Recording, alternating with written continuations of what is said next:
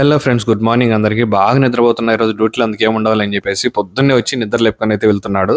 ఎక్కడికన్నా అంటే టిఫిన్ చేసేద్దాం రా అని చెప్పాడు. ఇంకా నేను కూడా చాలా రోజులు అయింది టిఫిన్ చేసేసి అని చెప్పేసి దోశ తినడానికి అయితే వెళ్తున్నాము. ఇక్కడికి శనివారం కదా అని చెప్పేసి గోవింద నామాలు పాట పెట్టినాడు.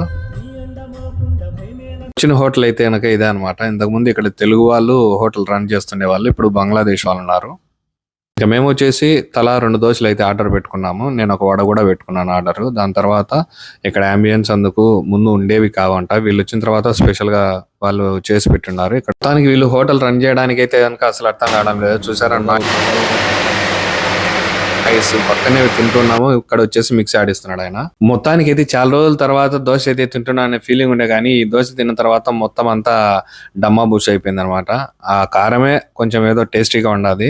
రిమైనింగ్ ఆ చట్నీలు గిట్నీలు అన్ని ఏం బాగలేవు. అది కూడా మేము వచ్చినామని చెప్పేసి ఆ గట్టి చట్నీ ఆడిస్తున్నాడు మిక్సీలో ఆయన. సబ్స్క్రైబ్ చేసుకోండి ఫ్రెండ్స్.